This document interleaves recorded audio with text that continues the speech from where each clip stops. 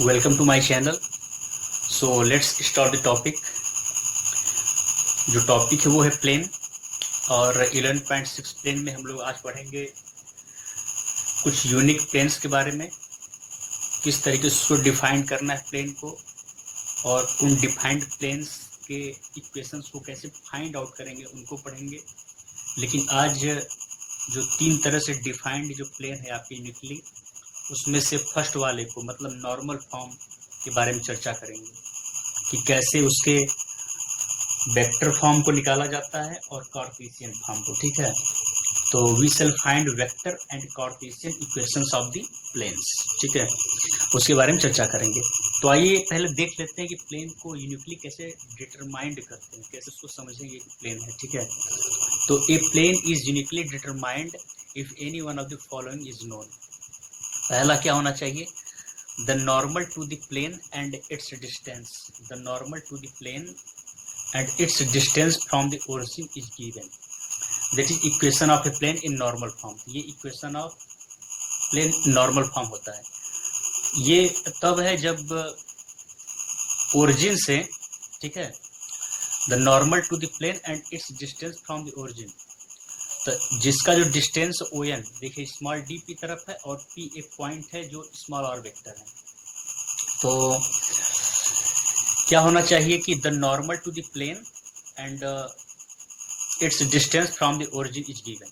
जैसे capital P एक point है, जो एक पॉइंट कैपिटल N लिया जाए तो PN करेंगे तो P तो परपेंडिकुलर हो जाएगा और O से स्मॉल r वेक्टर डिस्टेंस पे वो होगा। ठीक है, तो इसमें आपका दो पॉइंट मिल जाएगा, एक जो कि नॉर्मल होगा और एक जो ओरिजिन से उसका जो डिस्टेंस होगा। ठीक है, तो ये आपका यूनिकली डिफाइंड हो जाएगा। ये नॉर्मल फॉर्म ये उसी तरीके का है, नीचे वाला उसी तरीके का, बट ये क्या है कि नॉर्मल फॉर्म नहीं है, क्योंकि इसमें क्या है कि it passes through a point and its perpendicular to given point. It passes through a point, एक पॉइंट से जाता है and its perpendicular to given point. ठीक है, पॉइंट से जा रहा है और दूसरे पॉइंट से परपेंडिकुलर है। देखिए ये दोनों कुछ मिलता जुलता है, लेकिन इसमें क्या है कि ये ओरिजिन से उस पॉइंट को नहीं लिया जा रहा है, इसमें उस पॉइंट को ओरिजिन से लिया जा रहा है। ठीक है, और जो ओरिजिन से इसका डिस्टेंस और जो परपेंडिकुलर है जो पॉइंट, उस पॉइंट से ओरिजिन से जा रहा है। जैसे OP है, PN उसका परपेंडिकुलर है, तो O से सारे डिस्टेंस लिए जा रहे हैं ओरिजिन से, लेकिन इसमें पॉइंट है जो कि ओरिजिन नहीं है। ठीक है, तो ये भी यूनिकली डिफाइंड हो जाएगा, इसको भी हम लोग पढ़ेंगे अगली बार में। तो पहले आज हम लोग इसका पढ़ेंगे वेक्टर और कार्टेशियन फॉर्म जो प्लेन का होता है। ठीक है, उसके इक्वेशंस के बारे में। और फिर थर्ड जो है, it passes through 3 non collinear points. Non collinear मतलब ये होता है जैसे आप पेन ले लीजिए, एक पॉइंट ये ले लीजिए और एक पॉइंट ये ले लीजिए, एक पॉइंट ये लीजिए, तो ये क्या है, कोलिनियर पॉइंट्स है। तो कोलिनियर पॉइंट्स आप कितने प्लेन बना सकते हैं? एक ऐसे बन जाएगा, ऐसे चौतरफा मूव करा सकते हैं? नहीं करा सकते हैं। तो इनफाइनाइट मतलब बहुत सारे बनेंगे, अनंत बनेंगे। तो इस तरीके से कोलिनियर रहेगा तो अनंत बनेंगे, लेकिन अगर डिफरेंट पॉइंट, मान लीजिए एक ये पॉइंट है, कि ये पॉइंट है और this is your another point, तो इस तरीके से क्या होगा आपका, ये यूनिक बनेगा। आप अगर इस पॉइंट को छोड़ेंगे तो एक अलग से बनेगा, इसलिए वो डिफाइंड नहीं होगा। लेकिन 3 पॉइंट लेके चलेंगे तो ओनली 1 प्लेन बनेगा। ठीक है, इसका हम लोग इजीली तरीके से फाइंड आउट कर सकते हैं वेक्टर फॉर्म और कार्टेशियन फॉर्म। तो चलिए स्टार्ट करते हैं पहले वाले फॉर्म के बारे में। ठीक है, जिसको हम लोग नॉर्मल फॉर्म भी बोलते हैं। स्टार्ट करते हैं 11.6.1 equation of a plane in normal form. ठीक है, हम लोग पास कार्टेशियन फॉर्म 3D में दिया गया है। ठीक है, 3D में हम लोग पास एक प्लेन है, आप देख सकते हैं XYZ, और इसमें प्लेन बनाया गया है।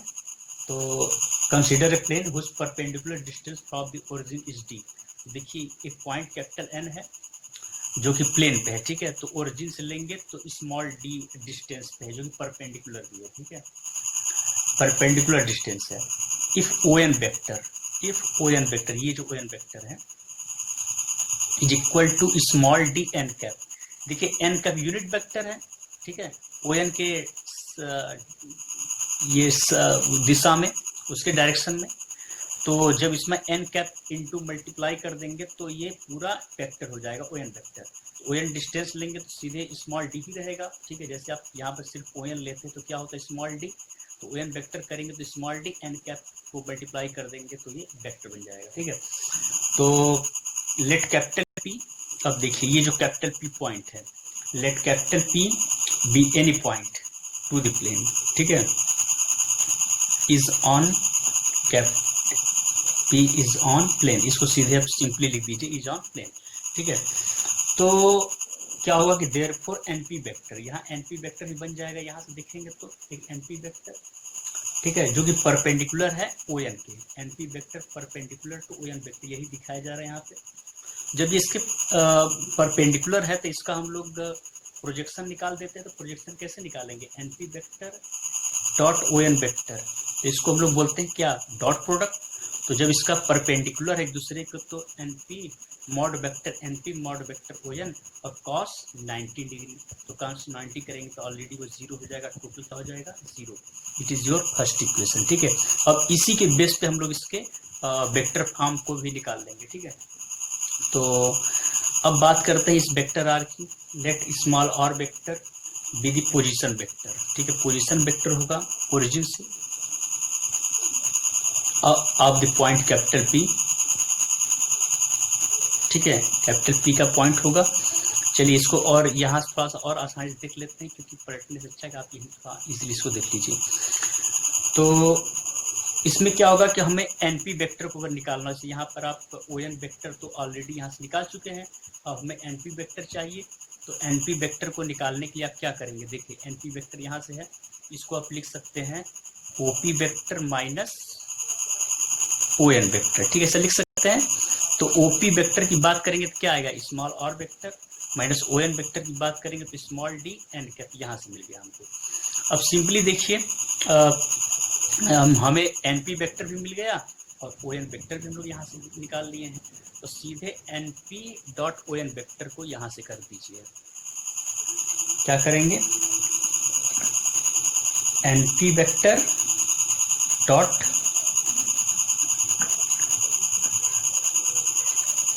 O N vector is equal to 0।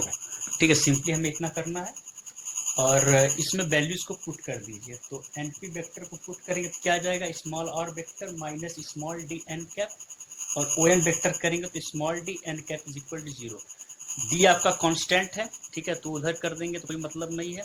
क्या जाएगा, small are vector minus small D N cap और n cap is equal to 0। तो इसको मल्टीप्लाई कर दीजिए, क्या आ जाएगा, vector are dot N cap minus d N cap into N cap is equal to 0। देखिए इसकी वैल्यू होती है n cap into N cap 1 होती है। ठीक है, किसी भी यूनिट वेक्टर को जब मल्टीप्लाई करते हैं सेम यूनिट वेक्टर को, तो वो 1 हो जाता है, क्योंकि इसका हम कर सकते हैं मॉड एन कैप, ये डॉट प्रोडक्ट हो रहा है ना, और ये कॉस थीटा, तो थीटा है क्या है, दोनों सेम है, यानी कि कॉस 0 डिग्री की वैल्यू क्या आ जाती है 1, और इसका भी यूनिट वेक्टर का मॉड 1, इसका भी 1, इसलिए क्या आ जाता है 1। तो आप सिंपली यहाँ क्या लिख सकते हैं, vector are dot N cap minus small D is equal to 0। अब आप यहाँ से small are vector dot N cap, small are vector dot N cap is equal to small D कर सकते हैं। ये इसका क्या है, वेक्टर फॉर्म है। ठीक है, vector form of the plane. ये क्या है, इसका नॉर्मल फॉर्म है। ठीक है, ये पहला जो होता है आपका नॉर्मल फॉर्म होता है। अब इसी चीज को हम लोग कार्टेशियन फॉर्म में लिखने का प्रयास करें, किसमें, कार्टेशियन फॉर्म में। देखिए सिंपली इसको देख लेते हैं कि जब आप ओपी वेक्टर लेके चल रहे थे, यहाँ से जब आप यहाँ से ओपी वेक्टर लेके चलेंगे, तो ये जो ओपी वेक्टर है आपका यहाँ से ओरिजिन 0 0 0 है, तो यहाँ से जब ओपी की तरफ जाएंगे तो एक्स आई कैप, तो ओपी वेक्टर जब लेके चलेंगे आप क्या हो जाएगा, एक्स आई कैप प्लस वाई जे कैप प्लस जेड के कैप। और उसी तरीके से आप अगर एन कैप को लेंगे, तो जिसमें जब एन कैप को लेंगे तो आपका ये जो है आपका एन कैप कहाँ गया, हाँ ये जो आपका यूनिट वेक्टर है।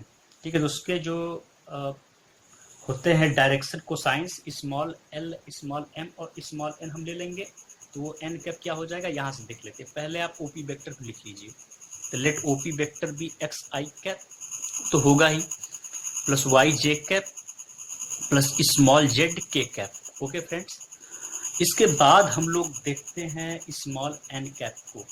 तो इसमें आप ले लीजिए let small L small M M small N be direction cosines of N cap के हैं, ठीक है। ये यूनिट वेक्टर एन कैप का है। तो N cap is equal to क्या हो जाए, डायरेक्शन कोसाइंस एल आई कैप प्लस एम जे कैप प्लस स्मॉल एन के कैप, ठीक है। ये एन कैप का हमें मिल गया, ठीक है।